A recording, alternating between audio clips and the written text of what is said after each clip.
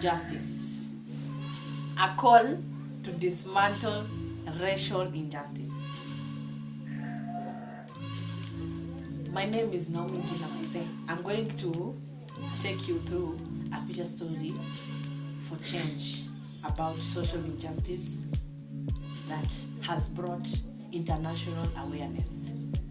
In a world that provides on progress, racial injustice remains an open wound, one that fosters beneath the surface of polite society, ignored until another tragedy forces into the light.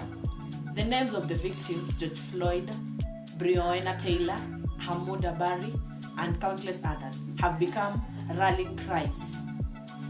Yet, systematic racism persists, woven into the fabric of institutions, policies, and everyday interactions. But if we reimagined justice, what if instead of merely reacting to injustice, we actively dismantle the system that perpetuates it? My beautiful people, the weight of history about social injustice and the urgency of now has really been into awareness into the world. Racial injustice is not a relic of the past. It is a present-day crisis. From biased healthcare to unequal education, the evidence is undeniable. A 2023 study by Pew Research found that Black Americans are nearly 3 times more likely to be killed by police than their white counterparts. My beautiful people, as we all know that racial injustice has brought a lot of chaos into the international awareness of the world. Hereby I'm going to take you through stories that demand change on racial injustice. For example, consider Maya, a 70-year-old black student in Chicago who was suspended for wearing braids, deemed unprofessional by her prominently white school administration. Ojevea, a Latino father in Texas, pulled over for driving while brown and questioned about his immigration status despite being a US citizen. These are not isolated incidents, they are symptoms of a system designed to marginalize resistance. Grassroots movements like Black Lives Matter, the movement for Black lives and color of change have shifted narratives, forcing corporations, governments, and individuals to confront uncomfortable truths. Cities have begun relocating police funds to community service. Schools are revising curriculum to include marginalized histories. Companies are being held accountable for discriminatory practices.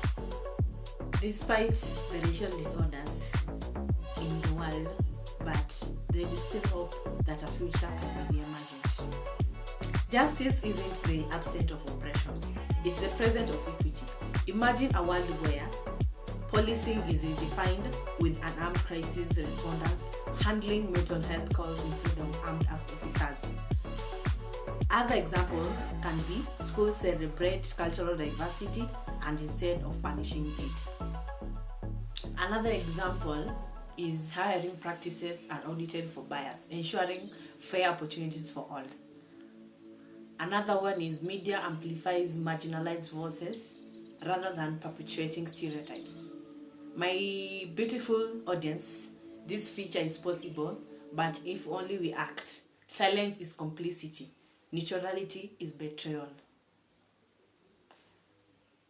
My beautiful audience, we can put in practice what we can do today by educating ourselves and others, by reading books by Ibrahim X. Kendi, Angela Davis, and Ta Nehanisi Coates. We can also support organizations that we can also donate to or volunteer with groups fighting racial injustice. On the other hand, we can hold institutions accountable, whereby demanding policy changes in schools, workplaces, and local governments. Occasionally, we can also vote with justice in mind, whereby we elect leaders committed to equity at every level. My beautiful people, as I finish this feature story for you about racial injustice is that we keep on fighting, since the fight against racial injustice is not a moment, it is a movement, and it needs you. Thank you.